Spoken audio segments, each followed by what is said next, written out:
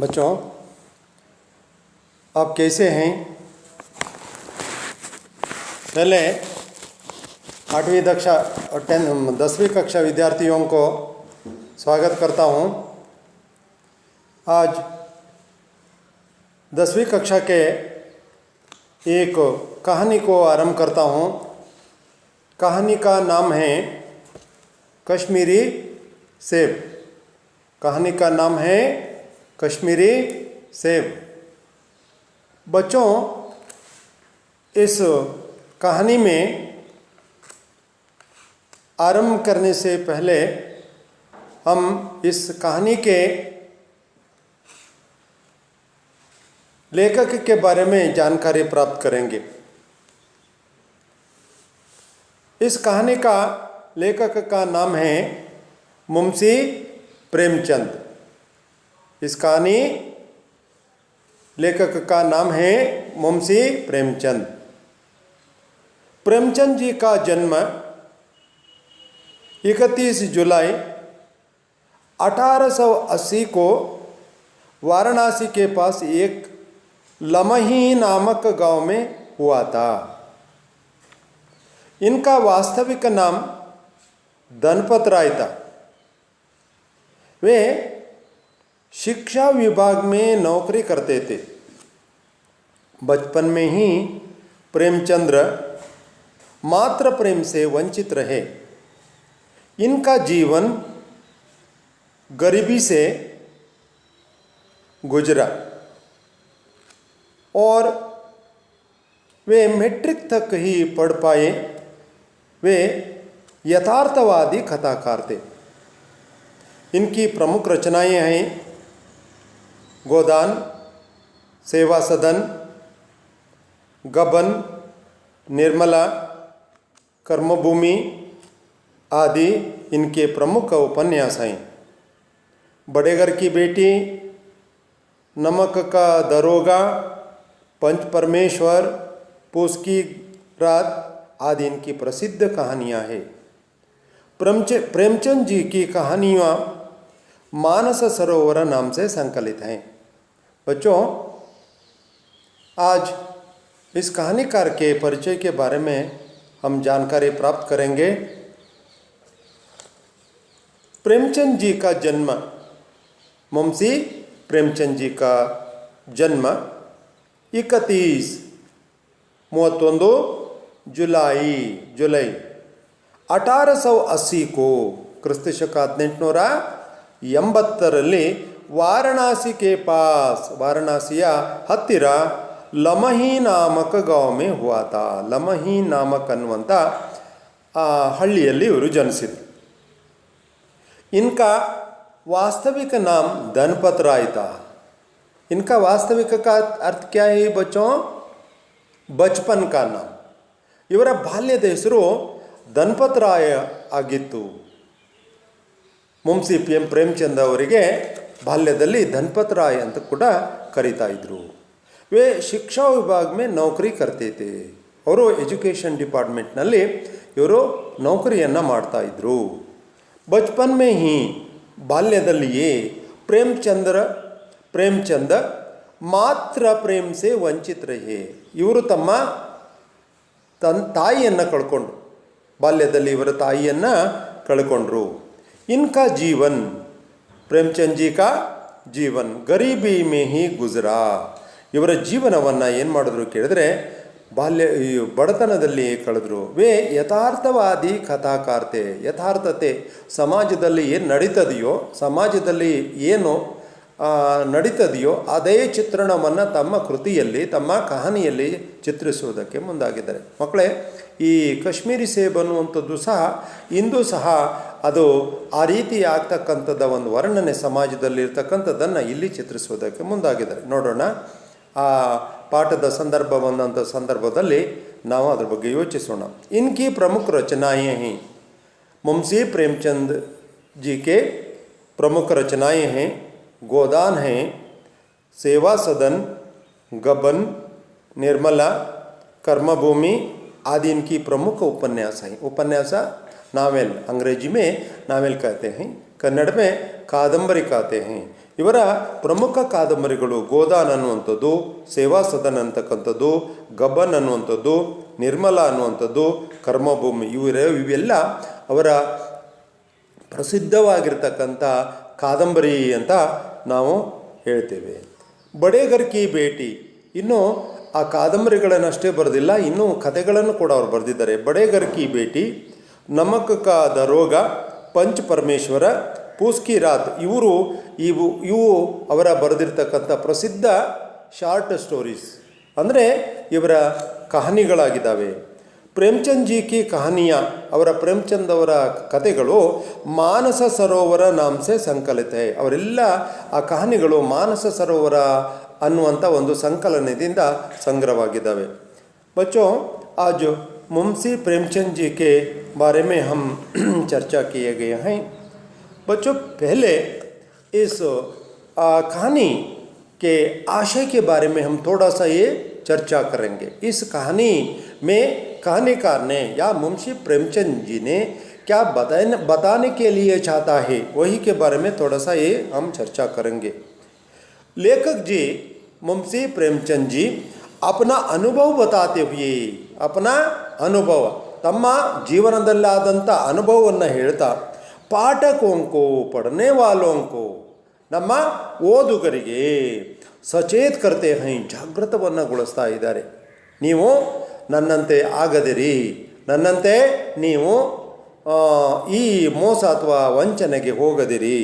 ಕಿ ಅಗರ್ ಖರೀದಿದಾರಿ ಕರ್ತೆ ಸಮಯ, ಒಂದು ವೇಳೆ ನೀವು ಏನಾದರೂ ಪರ್ಚೇಸ್ ಮಾಡಬೇಕು ಅಂತಾದರೆ, ನೀವು ಯಾವುದೇ ಒಂದು ವಸ್ತುವನ್ನು ಖರೀದಿ ಮಾಡಬೇಕು ಅಂತಾದರೆ, ಸಾವಧಾನಿ ನಹಿ ಬರ್ತೆ, ನಿಮಗೆ ಸಮಾಧಾನ, ನಿಮಗೆ ಆ ವಸ್ತುಗಳನ್ನು ಸರಿಯಾಗಿ ನೋಡದೆ, ಆ ವಸ್ತುಗಳನ್ನು ಸರಿಯಾಗಿ ವೀಕ್ಷಿಸದೆ, ಆ ವಸ್ತುಗಳ ಬಗ್ಗೆ ಗಮನವನ್ನು ಹರಿಸದೆ ಬರ್ತೆ ತೋ ಧೋಖಾ ಖಾನೆ ಕಿ ಸಂಭವ ಹೋತಿ ಹೈ. तो इस तरह से आप धोखा खाने की संभव हो सकती है. ನೀವು ಮೋಸಕ್ಕೆ ಹೋಗ್ತೀರಾ. ಹಾಗಾಗಿ ಆ ಮೋಸವು ಆಗದಂತೆ ನೀವು ಈ ಒಂದು ಕಹಾನಿಯನ್ನು, ಮೋಸವನ್ನು ಹೋಗದಂತೆ ನೀವು ಎಚ್ಚರ ವಹಿಸಬೇಕು ಅನ್ನುವಂಥದ್ರ ಬಗ್ಗೆ ಇಲ್ಲಿ ಕಹಾನಿಕಾರ ಏನು ಮಾಡಿದ್ದಾರೆ ಕೇಳಿದ್ರೆ ನಮಗೆ ಸಲಹೆಯನ್ನು ಕೊಟ್ಟಿದ್ದಾರೆ. बच्चों, इस कहानी बताने के पहले इस कहानी के विशिष्ट उद्देश्य के बारे में थोड़ा सा हम चर्चा करेंगे और व्यवहारिक कुशलता को समझाना. इस पाठ में मुख्य उद्देश्य क्या है? ವ್ಯವಹಾರಿಕ ಕುಶಲತಾ ಕೋ ಸಮझाना, ವ್ಯವಹಾರಿಕದ ಬಗ್ಗೆ ನಾವು ತಿಳ್ಕೊಳ್ತಕ್ಕಂಥದ್ದು. दूसरा उद्देश्य है बाजार में होने वाली, ಪೇಟೆಯಲ್ಲಿ ನಡೀತಕ್ಕಂಥ ಧೋಖಾಬಾಜಿ ಕೋ ಸಮझाना, ಆ ಪೇಟೆಯಲ್ಲಿ ನಡೀತಕ್ಕಂಥ ಮೋಸದ ಬಗ್ಗೆ ನಾವು ತಿಳ್ಕೊಳ್ತಕ್ಕಂಥದ್ದು. और ಖರೀದಿದಾರಿ ಕರ್ತೆ ಸಮಯ, ನಾವು ವಸ್ತುಗಳನ್ನು ಖರೀದಿ ಮಾಡುವಂಥ ಸಂದರ್ಭದಲ್ಲಿ ಸಾವಧಾನಿ ಬರ್ತನೆ ಕರ್ನಾ, ಸಮಾಧಾನದಿಂದ ನಾವು ಅದರ ಬಗ್ಗೆ ತಿಳ್ಕೊಂಡು, ಅದರ ಬಗ್ಗೆ ಅರ್ಥಕೊಂಡು ನಾವು ಅದನ್ನು ಖರೀದಿ ಮಾಡುವುದರ ಬಗ್ಗೆ ಹೇಳಿದ್ದಾರೆ. और ईमानदारी से जीवन बिताने को समझाना, ಪ್ರಾಮಾಣಿಕವಾಗಿ ನಾವು ಜೀವನವನ್ನು ಕಳೆಯೋದು, ಅದರ ಬಗ್ಗೆ ಭಾಳ ಸೊಗಸಾಗಿ ಹೇಳಿದ್ದಾರೆ. बच्चों, यहाँ कहानीकार ने अपने अनुभवों को बताते हुए तो इस तरह से लिखा गया है. यह कहानी के बारे में हम आगे चर्चा करेंगे. कहानी इस प्रकार है, मैं पढ़ता हूँ, आप ध्यान से देखिए. कल शाम को चौके में 2-4 ज़रूरी चीज़ें खरीदने गया था. पंजाबी मेवा परोशों की दुकान रास्ते में ही पड़ती है. एक दुकान पर बहुत अच्छे रंगदार गुलाबी सेब सजे हुए नज़र आए. जी ललचा उठा. आजकल शिक्षित समाज में विटामिन और प्रोटीन शब्दों में विचार करने की प्रवृत्ति हो गई है. टोमेटो पहले कोई भी ना पूछता था, अब टोमेटो भोजन का आवश्यक अंग बन गया है. गाजर भी पहले गरीबों की पेट भरने की चीज़ थी. अमीर लोग तो उसका ये हलवा ही खाते थे. मगर अब पता चला कि गाजर में भी बहुत विटामिन हैं, इसलिए गाजर को भी मेजों पर स्थान मिलने लगा है। सेब के विषय में तो यह कहा जाने लगा है कि एक सेब रोज खाइए तो आपके डॉक्टरों की जरूरत न रहेगी। डॉक्टर से बचने के लिए हम नीम कौड़ी तक खाने की तैयार हो सकते हैं। सेब तो रस और स्वाद में अगर आम से बढ़कर नहीं है तो घटकर भी नहीं है। सेब को यह स्थान मिल चुका है, अब वह केवल स्वाद की चीज़ नहीं है, उसमें गुण भी है। उसमें हमने दुकानदारों से मोल भाव किया और आधा सेर सेब मांगे। दुकानदार ने कहा बाबूजी बड़े मज़ेदार सेब आए हैं। बाबूजी बहुत ही मज़ेदार सेब आए हैं, खास कश्मीर के हैं, आप ले जाए, खाकर तबीयत खुश हो जाएगी।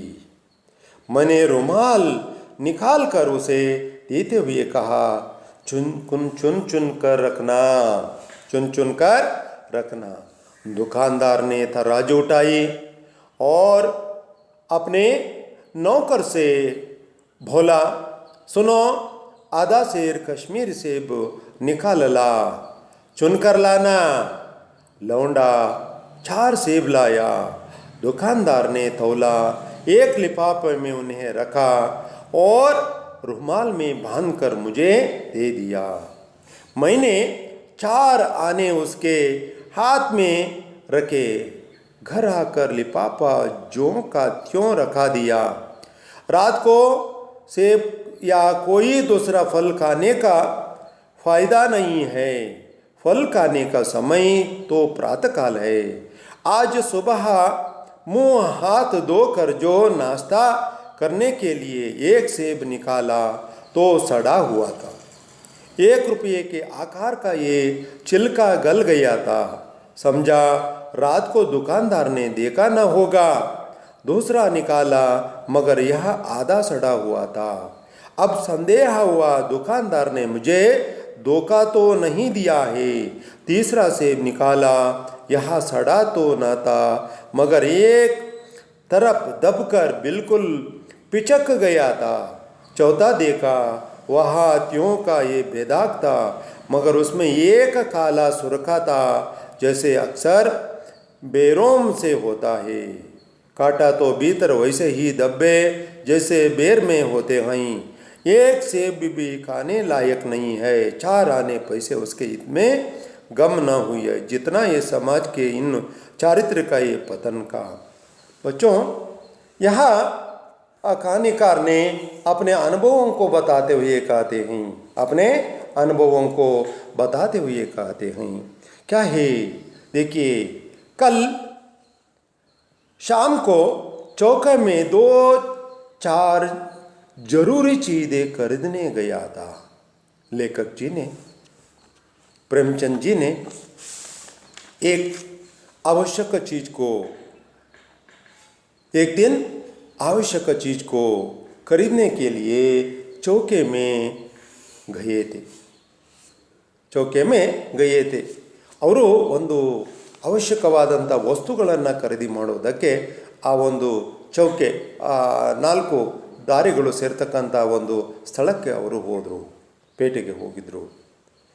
पंजाबी मेवा परोसों की दुकान रास्ते में ही पड़ती हैं।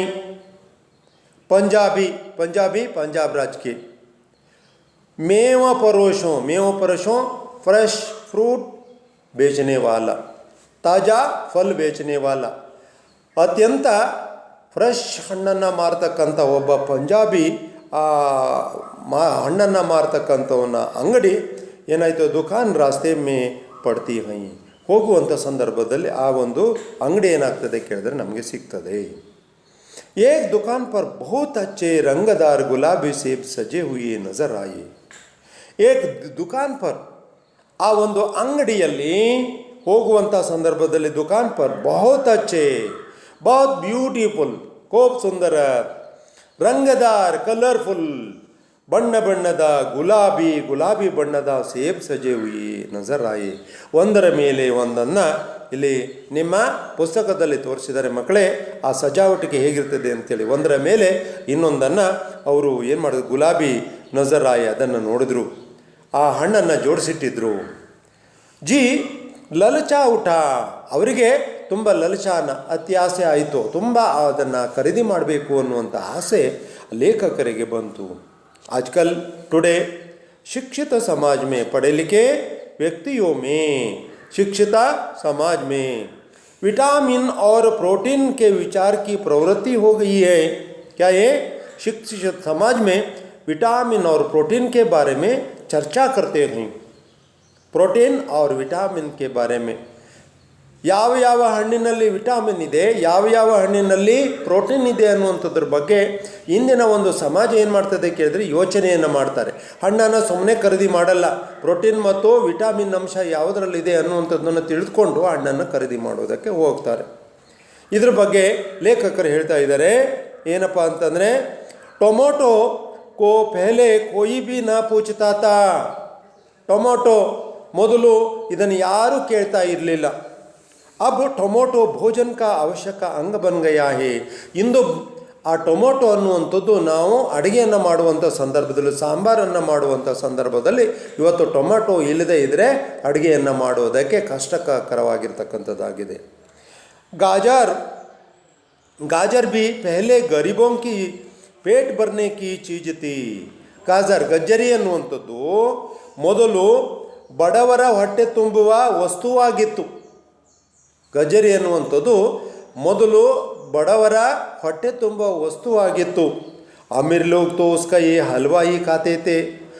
ಅಮೀರ್ ಶ್ರೀಮಂತ ಜನರು ಮೊದಲು ಅದನ್ನು ಹಲ್ವಾವನ್ನು ಮಾಡಿ ತಿಂತಾಯಿದ್ರು.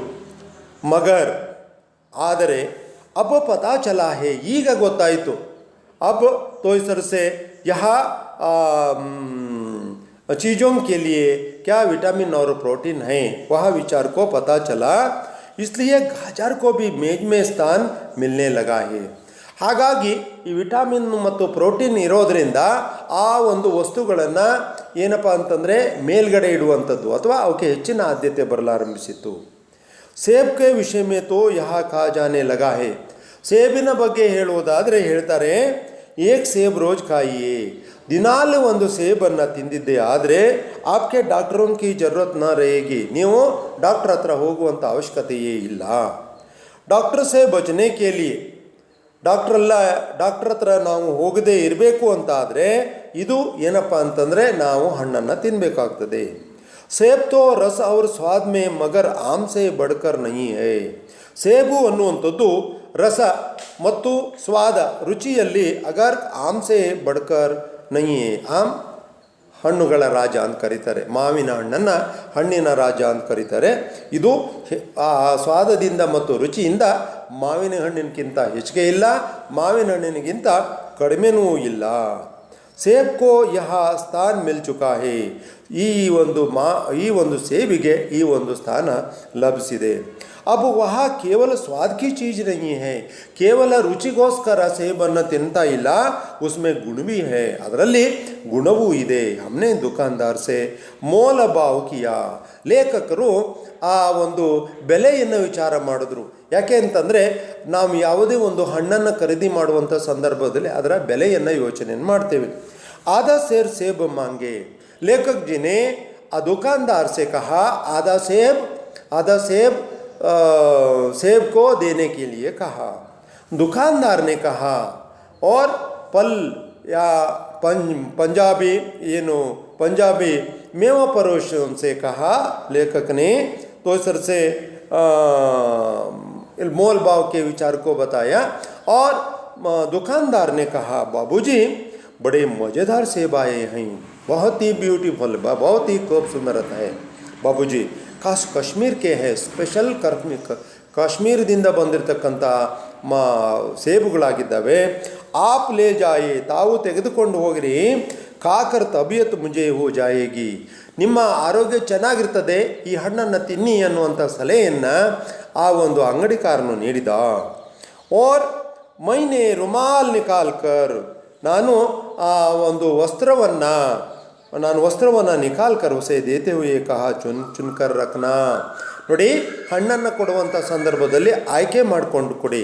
ಒಳ್ಳೆಯ ಹಣ್ಣುಗಳನ್ನು ನನಗೆ ಕೊಡಿ, ಯಾವುದೇ ಥರದ ಹಣ್ಣುಗಳು ಯಾವುದೇ ಅಪಾಯಕ್ಕೆ ಆಗಬಾರ್ದು, ತೊಂದರೆ ಇರಬಾರ್ದು ಅಂತ ಹಣ್ಣುಗಳನ್ನು ಒಳ್ಳೊಳ್ಳೆವನ್ನು ಆಯ್ಕೆ ಮಾಡಿಕೊಡಿ ಅಂತ ಲೇಖಕರು ಆ ರುಮಾಲನ್ನು ಕೊಟ್ಟರು. ದುಕಾನ್ದಾರ್ನೇ, ಅಂಗಡಿಕಾರನು ತರಾಜು ಉಠಾಯಿ, ಅಂಗಡಿಕಾರ ಏನು ಮಾಡಿದೆ ಕೇಳಿದ್ರೆ ತರಾಜಿ ತಕ್ಕಡಿಯನ್ನು ಉಠಾಯಿ ತೆಗೆದುಕೊಂಡ. ಅವನೇ ನೌಕರ್ಸೆ ಬೋಲ, ಅವನ ಕೆಲಸಗಾರನಾಗಿರ್ತಕ್ಕಂಥ ಆ ವ್ಯಕ್ತಿಗೆ ಹೇಳ್ದ, ಸುನೋ ಕೇಳಿಸ್ಕೋ, ಆಧಾ ಸೇರ್ ಕಾಶ್ಮೀರ್ಗೆ ಸೇಬ್ ನಿಕಾಲಲ್ಲ, ಅರ್ಧ ಸೇರು ಕಾಶ್ಮೀರ್ ಸೇಬನ್ನು ತೆಗೆದುಕೊಂಡು ಬಾ ಅಂತ ಅಂದ. ಚುನ್ಕರ್ ಲಾನ, ಮರಿಬೇಡ, ಅವನ್ನ ಒಳ್ಳೊಳ್ಳೆವನ್ನ ಆಯ್ಕೆ ಮಾಡ್ಕೊಂಡು ಬಾ ಅಂತಂದ. ಲೌಂಡಾ 4 ಸೇಬ್ ಲಾಯ, ಲೌಂಡಾ ಲಡ್ಕ, ಆ ಅಂಗಡಿಯಲ್ಲಿ ಕೆಲಸ ಮಾಡ್ತಕ್ಕಂಥ ಬಾಲಕನು 4 ಹಣ್ಣನ್ನು ತಂದ. ಅರ್ಧ ಸೇರಿಗೆ 4 ಹಣ್ಣುಗಳು ಬಂದವು. ಅವ್ರ ದುಕಾನ್ದಾರನೇ ತೌಲಾ, ದುಕಾನ್ದಾರು ಅಂಗಡಿಯಲ್ಲಿ ಏನು ಮಾಡಿದೆ ಕೇಳಿದೆ, ಅವುಗಳನ್ನು ತೂಗಿದ. ಏಕ್ ಲಿಪಾಪೆ ಮೇ ಉನೇ ರಕ, ಲಿಪಾಪ ಲಕೋಟೆ, ಕವರ್ನಲ್ಲಿ ಆ ಹಣ್ಣುಗಳನ್ನು ಹಾಕಿದ. ರಕ और रुमाल में बांधकर, ಆ ಒಂದು ವಸ್ತ್ರದಲ್ಲಿ ಬಾಂಧ್ಕರ್ ಕಟ್ಟಿ ಮುಜೆ ದೇ ದಿಯಾ, ಅಲ್ಲಿ ಲೇಖಕರ ಕೈಗೆ ಕೊಟ್ಟ. ಮೈನೆ 4 ಆನೆ ಉಸ್ಕೆ ಹಾತ್ ಮೇ ರಕೆ, ನಾನು 4 ಆಣೆಯನ್ನು ಅವನ ಕೈಯಲ್ಲಿ ಕೊಟ್ಟೆ. ಮಕ್ಕಳೇ, 4 ಆಣೆ ಅಂತಂದರೆ ಇಂದು ಏನಪ್ಪ ಅಂತಂದ್ರೆ ಪೈಸೆಗೆ 25 ಪೈಸೆಗೆ ಸಮಾನ. 8 ಆಣೆ ಅಂತಂದರೆ 50 ಪೈಸೆ. ಇವೊಂದು ಏನಾಗಿದೆ ಕೇಳಿದ್ರೆ ಆ ಒಂದು ಪೈಸೆಗೆ ಇದು 4 ಆಣೆ ಅಂತಂದರೆ 25 ಪೈಸೆಯನ್ನು ಇವರು ತಮ್ಮ ಜೇಬಿನಿಂದ ತೆಗೆದರು, ಅಂಗಡಿಕಾರನಿಗೆ ಕೊಟ್ಟರು. घर आकर लिफाफा ज्यों का त्यों रखा दिया, लेखक जी ने सीधे घर के आकर लिफाफा ज्यों का त्यों रखा दिया, ಹೇಗಿತ್ತೋ ಹಾಗೆ ಆ ಲಕೋಟೆಯನ್ನು ಅಲ್ಲಿಟ್ಟರು. ಮನೆ ಬಂದು, रात को सेब या कोई दूसरा फल खाने का फायदा नहीं है, ಎಂದೂ ಸಹ ಹಣ್ಣುಗಳನ್ನು ತಿಂತಕ್ಕಂಥದ್ದು ರಾತ್ರಿ ಸಮಯ ಅಲ್ಲ. ಫಲ್ ಖಾನೆ ಕಾ ಸಮಯ ತೋ ಯೇ ಪ್ರಾತಃ ಕಾಲ ಹೇ ಸುಬಹ, ಬೆಳಗ್ಗೆ ಎದ್ದ ಆವಾಗ ಹಣ್ಣನ್ನು ತಿಂತಕ್ಕಂಥದ್ದು ವಾಡಿಕೆ. ಹಾಗಾಗಿ ನಾನು ಸಾಯಂಕಾಲ ಹಣ್ಣನ್ನು ತಿನ್ನಲಿಲ್ಲ, ನಾನು ಬೆಳಗ್ಗೆ ಹಣ್ಣನ್ನು ತಿನ್ನುವುದಕ್ಕೆ ನಾನು ಯೋಚನೆಯನ್ನು ಮಾಡಿದೆ. ಆಜ್ ಸುಬಹ, ಇಂದು ಸುಬಹ ಮೂವಹಾತ್ ದೋಕರ್, ಮುಖವನ್ನು ಮುಖ ಮತ್ತು ಬಾಯನ್ನು ದೋಕರ್ ತೊಳೆದು ಜೋ ನಾಷ್ಟಾ ಕರ್ನೆ ಕೇಲಿಯೇ ಏಕ್ ಸೇಬ್ ನಿಕಾಲ, ಆ ಲಕೋಟೆಯಲ್ಲಿರುವಂತಹ ಆ ಒಂದು ಕೊಟ್ಟೆಯಲ್ಲಿರ್ತಕ್ಕಂಥ ಲಕೋಟೆಯಲ್ಲಿರುವಂತಹ ಹಣ್ಣನ್ನು ತೆಗೆಯುವುದಕ್ಕೆ ಒಂದನ್ನು ಎತ್ಕೊಂಡ್ರು ಲೇಖಕರು. ತೋ ಸಡಾ ಹುವಾತ, ಆ ಹಣ್ಣು ಕೊಳೆದು ಹೋಗಿತ್ತು. ಖರಾಬ್ ಹೋಗಯಾತ, ಆ ಹಣ್ಣು ಕೆಟ್ಟು ಹೋಗಿತ್ತು. ಏಕ್ ರೂಪಾಯಿಗೆ ಆಕಾರ ಕಾ ಚಿಲ್ಕ ಗಲ್ ಗಯಾತ, ಚಿಲ್ಕ ಏನಪ್ಪ ಅಂತಂದರೆ ಸಿಪ್ಪೆ ಏನಾಗಿತ್ತು ಕೇಳಿದ್ರೆ 1 ರೂಪಾಯಿ ಆಕಾರದಲ್ಲಿ ಕೊಳೆತು ಹೋಗಿತ್ತು. ರಾತ್ ಕೋ ದುಕಾನ್ದಾರನೇ ದೇಖ ನ ಹೋಗ, ಲೇಖಕರು ಯೋಚನೆಯನ್ನು ಮಾಡಿದ್ರು, ರಾತ್ರಿಯಲ್ಲಿ ನಾ ಹಣ್ಣನ್ನು ತಗೊಬಂದಿದ್ದೇನೆ, ಸಾಯಂಕಾಲದ ಸಂದರ್ಭದಲ್ಲಿ ಅವನು ಬಹುಶಃ ಆ ಹಣ್ಣನ್ನು ನೋಡದೆ ನನಗೆ ಕೊಟ್ಟಿದ್ದಾನೆ ಅಂತ ತಿಳ್ಕೊಂಡ್ರು. ದೂಸರಾ ನಿಕಾಲ, 2ನೇ ಹಣ್ಣನ್ನು ಎತ್ಕೊಂಡ್ರು. ಮಗರ್ ಯಹ ಆಧಾ ಸಡಾ ಹುವಾತ, ಆದರೆ ಅದು ಅರ್ಧ ಕೆಟ್ಟು ಹೋಗಿತ್ತು. ಅಬ್ ಸಂದೇಹ ಹುವ, ಲೇಖಕರಿಗೆ ಅನುಮಾನ ಬಂತು. ದುಕಾನ್ದಾರನೇ ಮುಜೆ ದೋಖಾ ನಹಿ ದಿಯಾ ಹೇ, 2ನೇ ಸೇಬು ಕೆಟ್ಟು ಹೋಗಿದೆ, ದುಕಾನ್ದಾರನು ನನಗೆ ಮೋಸವನ್ನು ಮಾಡಲಿಲ್ಲ. ತೀಸರಾ ಸೇಬ್ ನಿಕಾಲ, 3ನೇ ಸೇಬನ್ನು ಅವರು ಎತ್ಕೊಂಡ್ರು. ಯಹ ಸಡಾ ತೋನತ, ಇದು 3ನೇ ಸೇಬು ಕೆಡಲಿಲ್ಲ. ಮಗರ್ ಏಕ್ ತರಫ್, ಒಂದು ರೀತಿಯಿಂದ ದಬ್ಕರ್ ಬಿಲ್ಕುಲ್ ಪಿಚಕ್ ಗಯಾತ, ಹೀಗೆ ಅದು ಹಣ್ಣು ಏನಾಗಿತ್ತು ಕೇಳಿದ್ರೆ ಅಂಟ್ಕೊಂಡಿತ್ತು, ಚಪ್ಪಟೆಯಾಗಿತ್ತು ಹಣ್ಣು. 3ನೇ ಹಣ್ಣು ಏನಾಗಿತ್ತು ಕೇಳಿದ್ರೆ ಚಪ್ಪಟೆಯಾಗಿತ್ತು. ಚೌಥಾ ದೇಕ, 4ನೇ ಹಣ್ಣನ್ನು ತೆಗೆದ್ರು. ಯಾಕಂತಂದರೆ ಅರ್ಧ ಸೇರಿಗೆ 4 ಹಣ್ಣು ಬಂದಿತ್ತು, ಕೊನೆಯದಾದಂಥ ಹಣ್ಣನ್ನು ತೆಗೆದ್ರು. ವಹ ಯೋತೋ ಬೆದಾಗ್ತಾ, ಅದು ಒಂದು ಹೋಲ್ ಬಿದ್ದಿತ್ತು. ಮಗರ್ ಉಸ್ಮೆ ಏಕ ಕಾಲ ಸುರಕಾತ, ಅದರಲ್ಲಿ ಒಂದು ಹೋಲಾಗಿ ಕಂಡು ಬರ್ತಾ ಇತ್ತು. ಜೈಸಾ ಅಕ್ಸರ್ ಬೇರೋನ್ಸೆ ಹೋತಾ ಹೇ, ಹೀಗೆ ಈ ರೀತಿಯಾಗಿ ಈ ಬೇರೋನಲ್ಲಿ ಇದ್ದಂತೆ ಅದು ಹೋಲ್ ಬಿದ್ದಿತ್ತು. ಕಾಟಾ ತೋ ಭೀತರ್ ವೈಸೆ ಹಿ ದಬ್ಬೆ और ಬೇರೋ ಮೇ ಹೋತೆ ಹೈ, ಏಕ್ ಸೇಬ್ ಬಿ ಖಾನೆ ಕಾ ಲಾಯಕ್ ನಹಿ ಹೈ, ಆದರೆ ಅರ್ಧ ಸೇರಿಗೆ ಬಂದಿರುವಂಥ 4 ಹಣ್ಣುಗಳು ಸಹ ತಿನ್ನಲು ಯೋಗ್ಯವಾಗಿರಲಿಲ್ಲ. ಹೀಗೆ ಲೇಖಕರು ತಮ್ಮ ಆ ಸೇಬಿನ ಒಂದು ವಿಚಾರಗಳನ್ನು ಅವರು ಹೇಳಿದರು. ಮಕ್ಕಳೇ, ಈ ಒಂದು 4 ಸೇಬುಗಳು ಸಹ ಕೊಳೆತು ಹೋಗುವುದಕ್ಕೆ ಕಾರಣ ಏನು, ಇದಕ್ಕೆ ಯಾಕೆ ಈ ರೀತಿಯಾಗಿ ನಾನು ಮೋಸ ಹೋದೆ ಅನ್ನುವಂಥದ್ದನ್ನು ಮುಂದವರ ಆತ್ಮಾಲೋಕವನ್ನು ಮಾಡಿಕೊಳ್ತಾರೆ. ಇದು 2ನೇ ಭಾಗದಲ್ಲಿ ನೀವು ಅದನ್ನು ತಿಳ್ಕೊಳ್ತೀರ ಮಕ್ಕಳೇ. ಹೀಗೆ ಈ ರೀತಿಯಾಗಿ कश्मीरी सेब पाठ से हमें तो इस तरह जानकारी प्राप्त होते हैं बच्चों. तो इस तरह से सेब के संबंधित विषय के बारे में और बताया गया है. दुकानदार ने जानबूझकर तो इस तरह से धोखा दिया था. ಅವನಿಗೆ ಗೊತ್ತಿದ್ದು ಸಹ ಅವನು ಮೋಸವನ್ನು ಮಾಡಿದ್ದ. और एक बार मैं इस कहानी के सारांश को मैं बताने के लिए चाहता हूँ बच्चों. एक दिन शाम को बाजार को गए थे लेखक जी तो बाजार को तो इस तरह से एक ज़रूरी चीज़ें खरीदने के लिए गया था. बाजार में रंगदार सेब दिखाई पड़े. लेखक जी को रंगदार सेब दिखाई पड़े. उनके मन में तो इस तरह से ललचा पैदा हुई. लेखक जी के मन में तो इस तरह से आशा की भावना तो इस तरह से चीज़ें खरीदने के लिए ललचा उत्पन्न हुई. शिक्षित समाज में विटामिन और प्रोटीन के बारे में चर्चा करते हैं. ಶಿಕ್ಷಿತ ಸಮಾಜ ಮೇ ಇಂದು ಬುದ್ಧಿವಂತರು ಏನು ಮಾಡ್ತಾರೆ ಕೇಳಿದ್ರೆ ಪ್ರೋಟೀನ್ ಮತ್ತು ವಿಟಮಿನ್ ಬಗ್ಗೆ ಚರ್ಚೆಯನ್ನು ಮಾಡ್ತಾರೆ. टोमेटो और गाजर भी गरीज का ये चीज़ था. ಮೊದಲು पहले गाजर और टोमेटो गरीब का ये चीज़ था. अमीर लोग बाजार को हलवा खाते थे. सबको मालूम हुआ. ಎಲ್ಲರಿಗೂ ಗೊತ್ತಾಯಿತು. ಮೊದಲೇ ಶ್ರೀಮಂತರು ಏನು ಮಾಡ್ತಾರೆ, ಇದನ್ನು ಹಲ್ವಾ ಆಗಿ ತಿಂತಾ ಇದ್ರು. गाजर में विटामिन है. गाजर में क्या है, विटामिन है, पोषकांश है. टोमेटो भोजन का आवश्यक अन्न बन गया है. तो इस तरह से आज टोमेटो तो इस तरह से भोजन का आवश्यक अंग बन गया है. एक सेब खाने को डॉक्टर से पास जाने के लिए ज़रूरत नहीं है. तो इस तरह से हर एक दिन में एक सेब खाने से ಒಂದು ದಿನಾಲು ಒಂದು ಹಣ್ಣನ್ನು ತಿಂದರೆ ಡಾಕ್ಟರ್ ಹತ್ರ ಹೋಗುವಂಥ ಜरूरत नहीं ಅನ್ನುವಂಥದ್ದನ್ನು ಹೇಳಿದರು. लेखक जी तो इस तरह से सजे हुए रंगदार गुलाब को देखकर दुकानदार से कहा. ಆ ಜೋಡಿಸತಕ್ಕಂಥ ಹಣ್ಣುವನ್ನು ನೋಡಿ ಲೇಖಕರು ಹೇಳಿದ್ರು, ಲಡ್ಕೋನ್ ಸೆ 4 ಸೇಬ್ ಲಾಯಾ, ಆಧಾ ಸೇರ್ ಲಾವೋ, ನನಗೆ ಅರ್ಧ ಸೇರನ್ನು ಕೊಡು ಅಂತಂದರು. ಆ ದುಕಾನ್ದಾರನ ಅಂಗಡಿಯಲ್ಲಿ ಕೆಲಸವನ್ನು ಮಾಡ್ತಕ್ಕಂಥ ಲಡ್ಕ 4 ಸೇಬ್ ಲಾಯಾ ತಾ. ದುಕಾನ್ದಾರನೇ तौल कर लिफाफे में रखा. दुकानदार ने तो इस तरह से तौल कर या लिफाफे में 4 सेबों को डाला. रुमाल में बांध कर तो इस तरह से लेखक को दिया. लेखक ने घर में आकर एक जगह में रखा. लेखक जी ने अपने घर को आकर यहाँ चीज़ों को वही में रखा था. दूसरे दिन प्रातःकाल नाश्ते में एक सेब निकाला. लेखक जी ने दूसरे दिन में नाश्ता के संदर्भ में तो इस तरह से लिफाफे से एक सेब को बाहर निकला. तो इस तरह से पहला सेब तो इस तरह से सड़ा हुआ था. ಮೊದಲನೇ ಸೇಬ್ ಏನಾಗಿತ್ತು, ಕೊಳೆತು ಹೋಗಿತ್ತು. और उसी प्रकार दूसरे सेब तो इस तरह से लिफाफे से निकाला तो आधा सड़ा हुआ था. ಎರಡನೆಯ ಹಣ್ಣನ್ನು ತೆಗೆದವಾಗ ಅರ್ಧ ಕೆಟ್ಟು ಹೋಗಿತ್ತು. ಅರ್ಧ ಏನಾಗಿತ್ತದು, ಕೆಟ್ಟು ಹೋಗಿತ್ತು, ಸಡಾ ಹುआ था. तीसरा सेब तो इस तरह से पिचक गया था. ಮೂರನೇ ಸೇಬ್ ಏನಾಗಿತ್ತು ಕೇಳಿದ್ರೆ ಅದು ಸಂಪೂರ್ಣವಾಗಿ ಅಂಟ್ಕೊಂಡಿತ್ತು, ಹೀಗೆ ಈ ರೀತಿಯಾಗಿ ಚಪ್ಪಟೆಯಾಗಿತ್ತು ಅನ್ನುವಂಥದ್ದನ್ನು ಹೇಳಿದರು. और चौथा सेब निकाला तो एक सेब भी खाने के लिए अच्छा नहीं था. ಆದರೆ ಒಂದೂ ಸೇಬು ಸಹ ತಿನ್ನಲು ಯೋಗ್ಯವಾಗಿರಲಿಲ್ಲ. ಅಂದರೆ ಸಂಪೂರ್ಣವಾಗಿ ಎಲ್ಲ ಸೇಬುಗಳು ಏನಾಗಿದ್ವು ಅಂತಂದರೆ ಕೆಟ್ಟು ಹೋಗಿದ್ವು. ಲೇಖಕನೇ ಸೋಚಾ ದುಕಾನ್ದಾರನೇ ಜಾನ್ಬೂಜ್ಕರ್ ಯೇ ಧೋಖಾ ದಿಯಾ ಹೇ. ಲೇಖಕರು ಯೋಚನೆಯನ್ನು ಮಾಡಿದ್ರು, ಬಹುಶಃ ಇವನೇನು ಮಾಡಿದ್ದಾನೆ ಅಂತಂದರೆ ಇವನು ನಮಗೆ ಗೊತ್ತಿದ್ದು ಸಹ, ಲೇಖಕರುಗೆ ಗೊತ್ತಿದ್ದು ಸಹ ಇದನ್ನು ಮೋಸ ಮಾಡಿದ್ದಾನೆ ಅನ್ನುವಂಥದ್ದನ್ನು ಲೇಖಕರು ಇದನ್ನು ತಿಳ್ಕೊಂಡ್ರು. ಹೀಗೆ ಈ ರೀತಿಯಾಗಿ लेखक जी ने यहाँ तो इस तरह से दुकानदार ने जानबूझकर तो इस तरह से धोखा दिया है, यहाँ विचार को तो इस तरह से मालूम हुआ.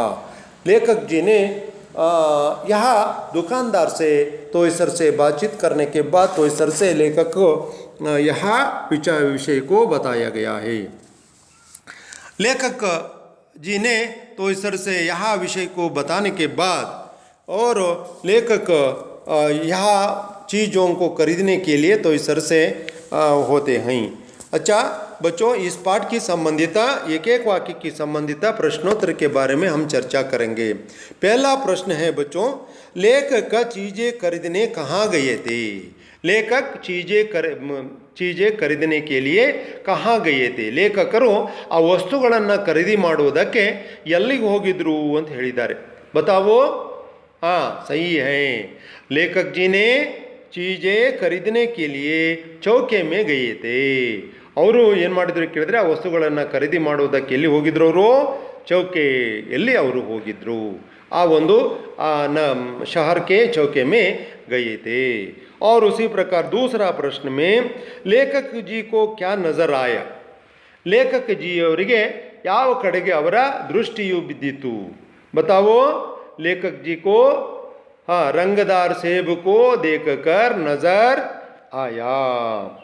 हाँ. तीसरा प्रश्न है बच्चों, लेखक जी को क्यों ललचा उठा? लेखक जी ಅವರಿಗೆ ಯಾಕೆ ಆ ಒಂದು ಲಲಚ ಅತಿ ಆಸೆ ಆಯಿತು ಅಂತ ಪ್ರಶ್ನೆಯನ್ನು ಕೇಳಿದ್ದಾರೆ. आप बताइए. लेखक जी को तो इस तरह से रंगदार सेब को देखकर ललचा उठा. ಲೇಖಕ್ ಜಿ ಅವರಿಗೆ ಆ ಒಂದು ರಂಗದಾರ ಬಣ್ಣ ಬಣ್ಣದ ಒಂದು ಸೇಬನ್ನು ನೋಡಿ ಅವರಿಗೇನಾಯಿತು? ಅತಿ ಆಸೆ ಆಯಿತು. ಅವರಿಗೆ ಏನಾಯಿತು? ಆ ವಸ್ತುಗಳನ್ನು ಖರೀದಿ ಮಾಡುವುದಕ್ಕೆ ಆಸೆ ಆಯಿತು ಅನ್ನುವಂಥದ್ದು. और उसी प्रकार और एक प्रश्न है बच्चों, टोमेटो किसका आवश्यक अंग बन गया है? ಟೊಮೊಟೊ ಯಾವುದರ ಅವಶ್ಯಕವಾದಂಥ ಅಂಗ ಆಗಿದೆ ಅಂತ ಹೇಳಿದ್ದಾರೆ. ಟೊಮೊಟೊ ಭೋಜನ ಕಾ ಅವಶ್ಯಕ ಅಂಗ ಬನ್ ಗಯಾ ಹೇ. ಟೊಮೊಟೊ ಅನ್ನುವಂಥದ್ದು ಭೋಜನದ ಅವಶ್ಯಕವಾಗಿರತಕ್ಕಂಥ ಅಂಗವಾಗಿದೆ. ಸ್ವಾದ್ ಮೇ ಸೇಬ್ ಕಿಸ್ಸೆ ಬಡ್ಕರ್ ನಹೀ ಹೈ. ಸ್ವಾದ್ ರುಚಿಯಲ್ಲಿ ಯಾವುದರಿಗಿಂತ ಈ ಸೇಬು ಹೆಚ್ಚಿಗೆ ಇಲ್ಲ. हाँ बताओ. स्वाद में सेब आम से बढ़कर नहीं है. आम से बढ़कर नहीं है. रोज एक सेब खाने से किनकी जरूरत नहीं होगी? बताओ. रोज एक सेब खाने से डॉक्टर के पास जाने की जरूरत नहीं होगी. अच्छा बच्चों, अब तक के कश्मीरी से पाठ प्रथम भाग के बारे में हम चर्चा किए गए हैं. अच्छा बच्चों, यहाँ 10वीं कक्षा विद्यार्थियों को धन्यवाद देता हूँ.